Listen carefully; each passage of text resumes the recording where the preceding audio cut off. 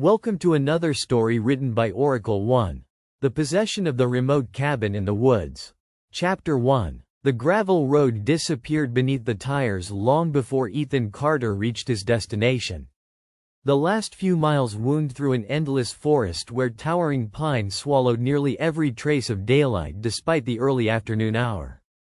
Moss covered ancient tree trunks like faded green skin, while low clouds drifted lazily between the branches, muting every sound except the steady rumble of his aging pickup truck. His phone had lost reception nearly an hour earlier. The GPS screen had frozen shortly afterward. Only the handwritten directions left behind by his late uncle remained reliable now. Turn at the broken cedar. Follow the stream until the bridge. Stop when the woods become quiet. The final instruction had seemed strange when Ethan first read it. Now it felt impossible to ignore. The forest had become unnaturally silent. No birds, no insects, even the wind had vanished. The only sound remaining was the truck engine laboring over uneven ground. Then, without warning, the silence deepened. It was as though the woods themselves had inhaled. Ethan rounded one final bend. The cabin appeared ahead. It rested alone in a small clearing surrounded by towering pines that leaned inward as though studying the weathered structure. The cabin looked older than he remembered from childhood photographs. The roof sagged beneath thick moss. Several windows were boarded shut from the inside. A stone chimney rose crookedly above the roofline, stained black by decades of smoke. Yet a thin trail of fresh gray smoke drifted lazily from the chimney into the motionless sky. Ethan frowned. No one should have been there. His uncle Thomas had died 3 weeks earlier. According to the lawyer, the property had remained abandoned ever since. Ethan parked beside the collapsing woodshed and stepped into the cold mountain air. The smell struck him immediately. Damp pine needles, wet earth, old wood, and beneath it all, the faint scent of burning sage. Freshly burned. He stood listening. Nothing. The silence pressed against his ears until it almost hurt. He retrieved the heavy iron key from his coat pocket and climbed the cabin steps. The front porch creaked beneath every footstep. Strange symbols had been carved into several support beams, their edges darkened by age and weather. They resembled circles broken by uneven lines, though Ethan couldn't identify their meaning. He reached the front door. It stood slightly open. His pulse quickened. He distinctly remembered locking the cabin after his final visit with Uncle Thomas nearly 15 years earlier. Slowly, he pushed the door inward. The cabin smelled exactly as memory had preserved it. Cedar wood, dust, fireplace ash, dried herbs hanging from ceiling beams. But another odor lingered beneath everything else. Metallic, faint, like old blood washed repeatedly from wooden floors. Sunlight filtered weakly through narrow windows, illuminating drifting dust particles that hung motionless in the stale air. Nothing appeared disturbed. A cast iron stove rested beside the kitchen wall. Worn books lined handmade shelves. A rocking chair faced the stone fireplace where gray ashes still sat inside the firebox. Ethan stepped farther into the room. The floor creaked softly beneath him. Then the rocking chair moved. Just once. Barely noticeable. Forward. Back. It came to rest again. Ethan stared at it. There was no breeze. He forced himself to continue exploring. Every room remained exactly where memory placed it. The small kitchen. The single bedroom, his uncle's study overlooking the forest. Yet something subtle had changed. Family photographs no longer decorated the walls. In their place hung old mirrors.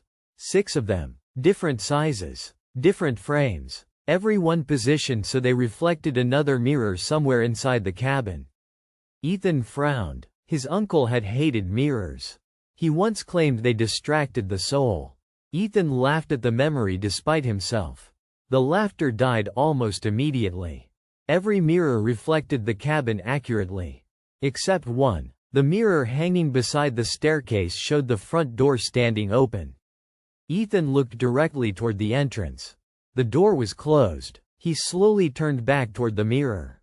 The reflected doorway remained wide open, revealing only darkness beyond the porch instead of the afternoon forest outside.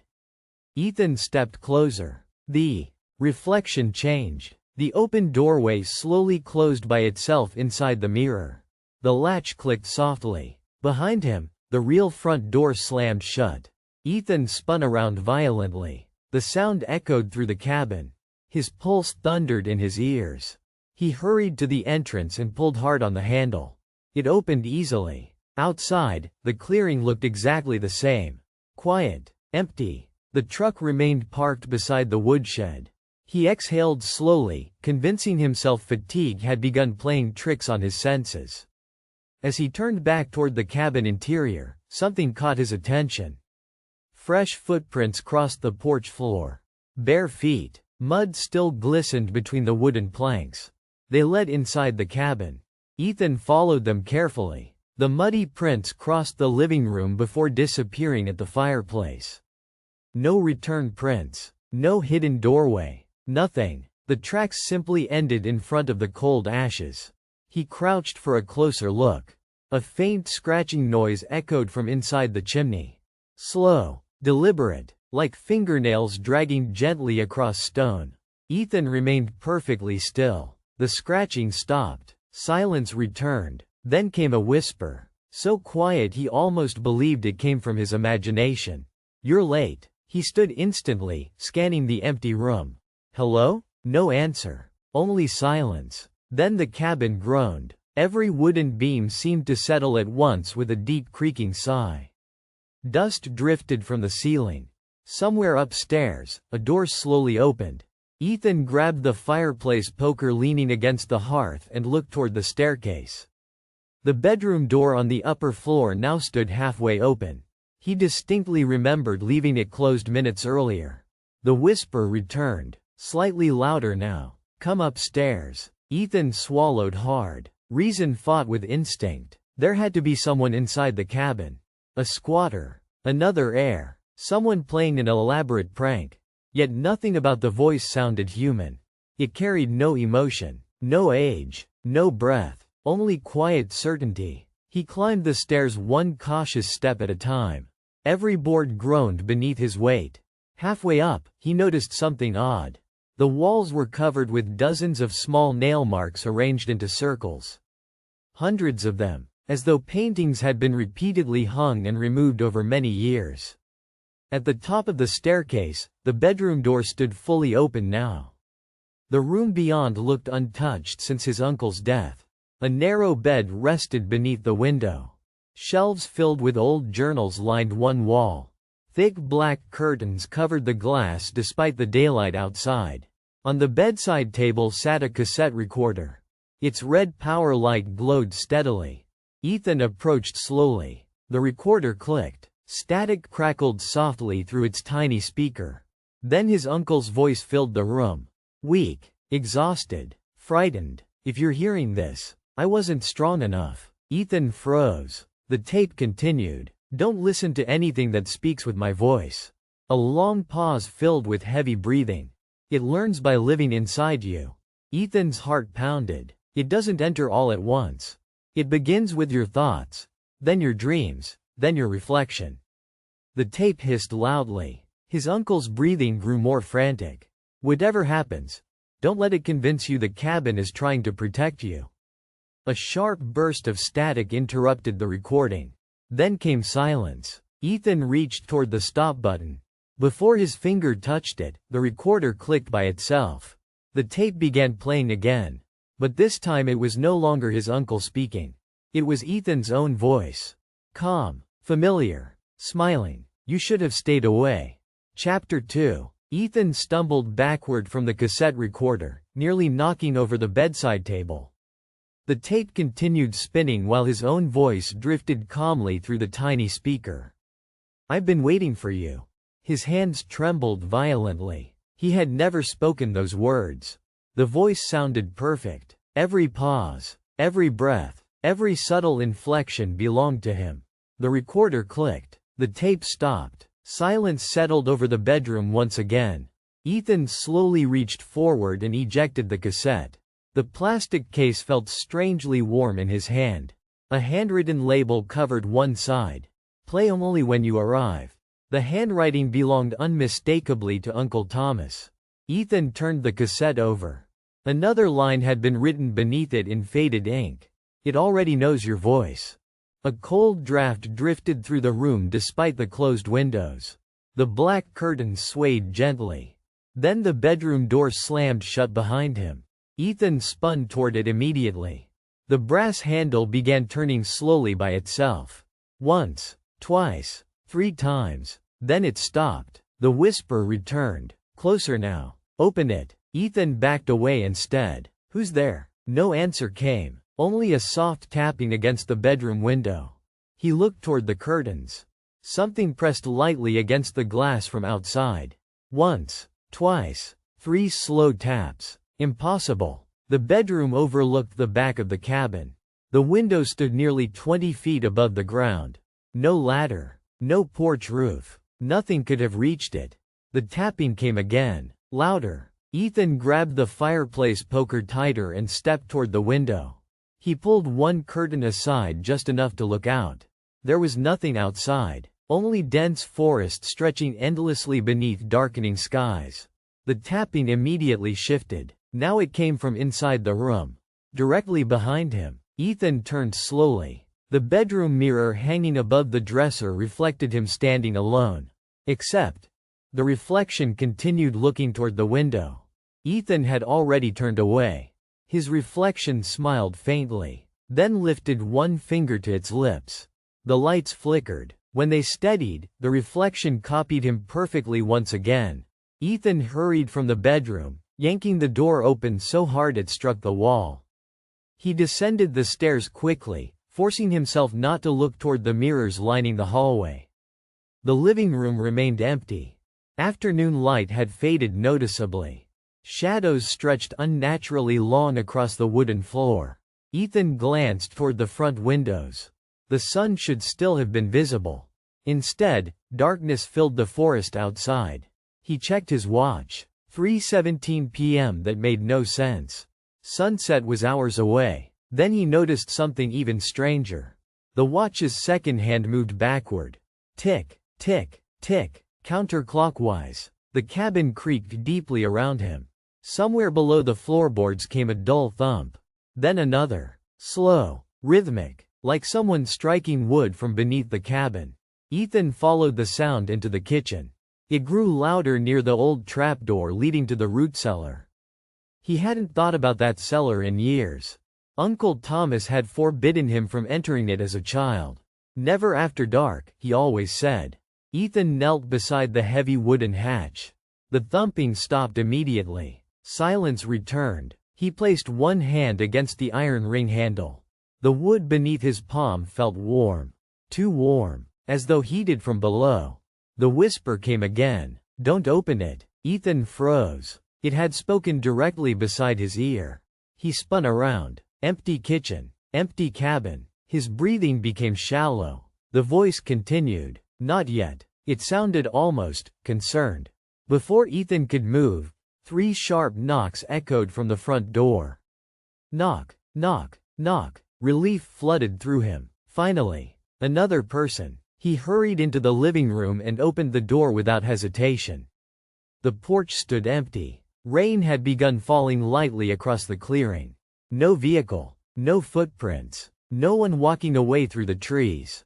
Only silence. Then came another knock. Behind him, inside the cabin, Ethan slowly turned. 3 knocks echoed again, this time from the bedroom upstairs. Knock, knock, knock. Before he could react, another series answered from the kitchen. Then another from inside the walls. Then beneath the floor. Within seconds the entire cabin filled with knocking. Every wall, every ceiling beam, every door. Hundreds of slow, deliberate knocks surrounding him from every direction. Ethan covered his ears. It made no difference. The sound seemed to vibrate inside his skull. Then, as suddenly as it began, it stopped. Absolute silence. His ears rang painfully. A single sheet of paper drifted down the staircase and landed near his feet. Ethan frowned. It hadn't been there before. He picked it up carefully. It was a page torn from one of Uncle Thomas's journals. The ink had faded, but most of the writing remained legible. Day 43. It speaks kindly at first. It comforts. It offers help. Never answer when it uses your voice. Another line had been scribbled hurriedly beneath it. If it starts remembering things you never told it, leave immediately. Ethan's chest tightened. He hadn't told anyone about the recurring nightmare he'd suffered since childhood. The nightmare of standing alone in this cabin while someone who looked exactly like him smiled from the woods beyond the porch. A familiar voice drifted softly from outside. Ethan. He froze. His mother's voice. Gentle. Warm. Impossible. She had died 12 years earlier. Ethan, sweetheart. Tears welled instantly in his eyes despite himself. He stepped slowly toward the open doorway. Standing at the edge of the clearing was his mother. She looked exactly as he remembered. Blue coat, silver hair, soft smile. Rain fell through her without soaking her clothing. Come here, she said quietly. You're not safe inside. Ethan's breathing became ragged. Every instinct urged him forward. Then he remembered the journal. It speaks kindly at first. He remained where he stood. His mother's smile slowly faded. Her expression became blank, emotionless. Then her face began changing. Her features shifted subtly beneath the rain. Eyes darkened, cheekbones sharpened, skin grew pale. Within seconds she wore Ethan's face. The thing standing beyond the clearing smiled with his own mouth. Good, it whispered. You're finally learning. It stepped backward into the trees, vanishing between the trunks without making a sound. The forest became silent again. Ethan closed the front door slowly and locked it. His hands would not stop shaking. Night had fully fallen outside now. Despite his watch still reading only 3:24 p.m., he lit every oil lamp inside the cabin. Warm golden light pushed back the darkness, though only barely. As he finished lighting the final lamp near the fireplace, something caught his eye.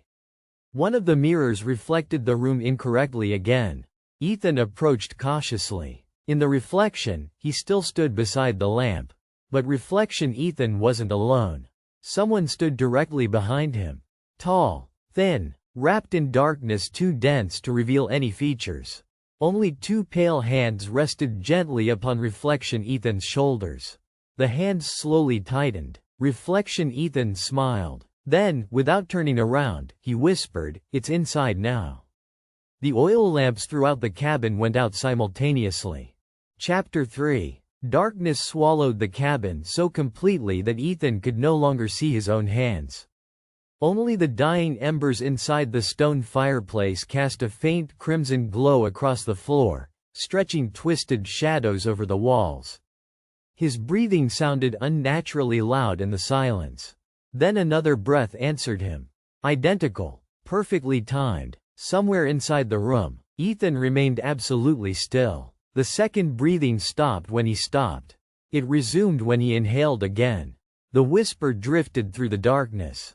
"You can hear me now." A match flared beneath trembling fingers. Ethan lit one of the oil lamps beside the fireplace. Warm light spilled across the cabin. Nothing stood inside the room. Yet every mirror reflected two people. Ethan, and the tall, featureless figure standing directly behind him. He refused to turn around. Instead, he watched the reflection carefully. The figure leaned closer until where its mouth should have been nearly touched Ethan's ear. The reflection whispered, "Turn around." Ethan squeezed his eyes shut. No. The mirrors shattered simultaneously. Glass exploded across the floor as every reflection vanished. The oil lamp flickered violently before steadying once more. Silence returned. Then footsteps echoed upstairs. Slow, deliberate, one step, then another. Ethan looked toward the staircase. Something heavy crossed the second floor. The old wooden boards groaned beneath its weight. He remembered the journal page. If it starts remembering things you never told it, leave immediately. He grabbed his truck keys from the kitchen table and hurried toward the front door. The handle would not move. He pulled harder. Nothing. The iron latch had become fused into the wood as though it had never been designed to open. He struck it with the fireplace poker. The metal bent. The door remained untouched. The whisper returned. The cabin isn't keeping you inside. Ethan slowly looked toward the living room. The voice continued. It's keeping me out. Every light in the cabin dimmed. Then the walls began trembling. Dust drifted from the ceiling. Deep beneath the floorboards came a long, low groan, not from the wood itself, but from something beneath the cabin. Something waking. Ethan's eyes fell upon the root cellar hatch in the kitchen. Warm air now poured steadily through the narrow gap surrounding it. The smell of damp earth filled the room along with something older. Decay, rot, and burning sage. Freshly burning sage. The trapdoor slowly lifted by itself. Only an inch, then another. Darkness waited below. A staircase descended into absolute blackness. The whisper spoke again, softer now, weaker. Please. Ethan frowned. The voice had changed. It no longer sounded empty. It sounded frightened. Don't leave me alone again. Uncle Thomas. Ethan recognized his voice immediately. Uncle? Silence. Then Thomas answered from below. It learned how to sound like me years ago. Ethan's pulse quickened. Then who am I talking to?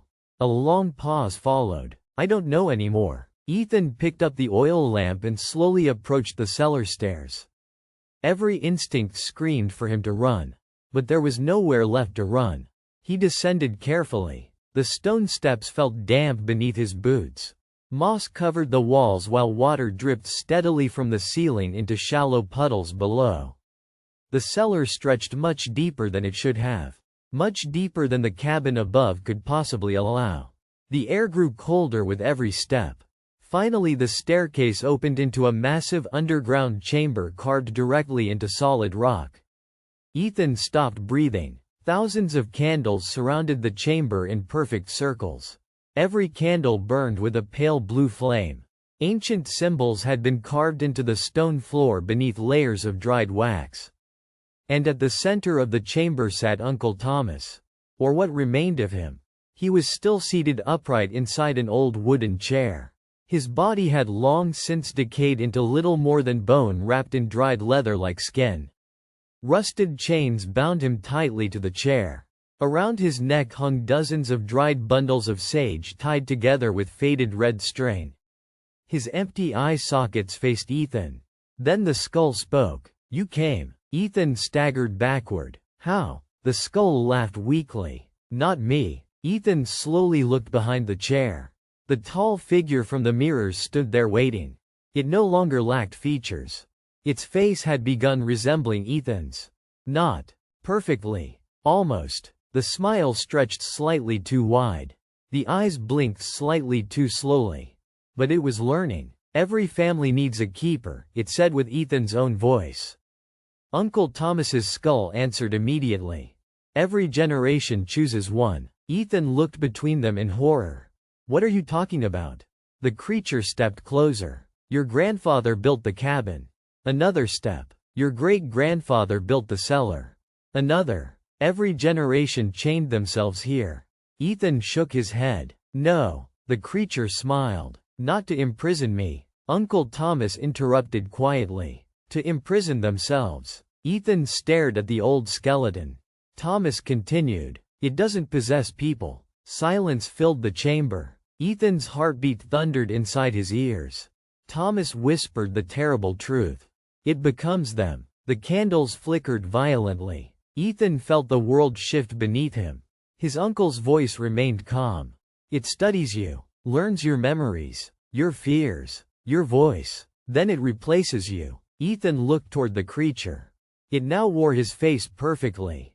Every detail, every scar, every strand of hair. Only the smile remained slightly wrong. The real you, Thomas continued, must stay behind to keep it trapped. Ethan's knees nearly gave out. No. The creature tilted its head. Your uncle said the same thing. Ethan looked at Thomas's remains. You stayed? Your father escaped. Thomas's voice had become little more than a whisper now. So I took his place. Ethan's breath caught. His father had vanished when Ethan was only 8 years old. They were told he had abandoned the family. Thomas answered the question. Ethan never spoke aloud. He never left us willingly. The chains binding Thomas suddenly snapped one by one. His skeleton collapsed silently into dust. The blue candle flames extinguished together. Darkness rushed across the chamber. The creature smiled with Ethan's own face. Now there's only one chair. It slowly pointed toward the empty seat. Ethan understood. The cabin had never been haunted. It had never been cursed. It had been a prison. Not for the creature. For the person preventing the creature from walking free. He looked toward the staircase. The creature made no attempt to stop him. "You can leave," it said gently. "I won't chase you." Ethan frowned. The creature smiled wider. "Because if you leave," it glanced upward toward the cabin. "I'll leave too." Ethan closed his eyes. He saw his mother's face. His father's disappearance. Uncle Thomas's quiet life alone in these woods. Every generation making the same impossible choice. He slowly sat down in the ancient chair. The creature's smile became almost grateful. It stepped backward into the darkness. The chains lying across the floor rose by themselves. They wrapped gently around Ethan's wrists, his ankles, his chest. They tightened until he could no longer move. The creature climbed the cellar stairs. It paused only once at the top, looking back with Ethan's face. "Don't worry," it said softly. "I'll take very good care of your life." Then it closed the cellar door. Darkness swallowed the chamber. Years later, hikers occasionally spoke of a kind, quiet man living alone in an old cabin deep within the forest. He always welcomed lost travelers with warmth, offering hot coffee beside the fireplace before politely sending them safely on their way. Everyone described him the same way. Friendly, gentle, honest, but a few noticed something unsettling just before leaving. Whenever they accidentally caught his reflection in one of the cabin's old mirrors, he wasn't smiling. Deep beneath the cabin, where no sunlight had reached for generations, another voice quietly begged in the darkness. Sometimes it sounded like Ethan Carter. Sometimes it sounded like his Uncle Thomas. Sometimes it sounded like the traveler's own voice, whispering from below the floorboards. "Please, don't leave me alone." And every so often, someone answered. For more stories, like and subscribe.